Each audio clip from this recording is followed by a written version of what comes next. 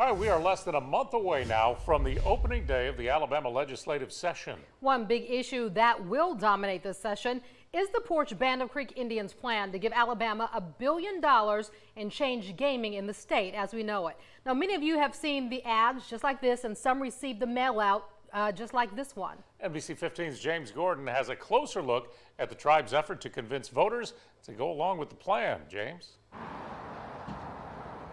Well, the tribe is calling it a public awareness campaign. Convincing you is one thing, but the tribe also has to get the Alabama legislature on board.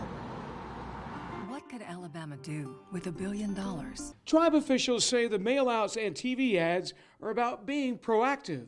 $1 billion for Alabama should be an easy sell, but is it really? What are you giving up? What are you getting? Are you giving somebody a complete monopoly over gaming in the state of Alabama? Is that the state picking a winner and a loser in this issue and determining who, because you've given us money, you get to do something that somebody hasn't given us money doesn't get to do? It's kind of a weird government stance to take. It'll take an act of the legislature and your vote to make it all happen. Baldwin County House Representative Matt Simpson says the proof is in the language of the bill if it ever reaches the legislature. I haven't made my mind one way or another, but the issue is always the devil's in the details. So what exactly is the plan? What does this do? What are we getting? What are we giving? What's it really look like on paper? I think you should vote on it and pass it, and that way we would have the money to spend on the state of Alabama and it stay here. And education, health care, hospitals. Certainly does give them, I would think, a good bit of power, so I'm not sure about that. The most recent mail-out, which has reached nearly everyone's mailbox, asked Alabamians to log on and give the tribe feedback. Tell us, where do you feel the money should be spent? If it's infrastructure, if it's health care, education, transportation.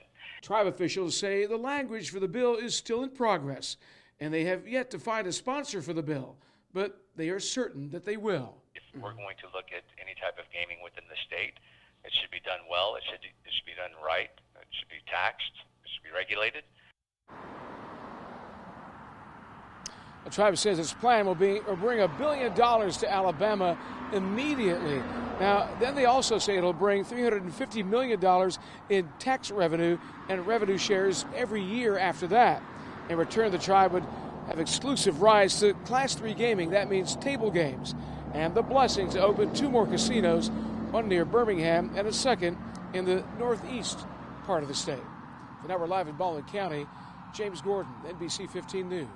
James, thank you. State legislature will reconvene February 3rd. Until that legislation passes, the only legal gambling is at Poarch Creek casinos or dog tracks in North Alabama.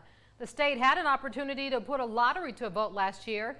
In May, the bill died on the state house floor. Lawmakers could not agree on where the money would go. For now, each of Alabama's neighboring states has some form of lottery.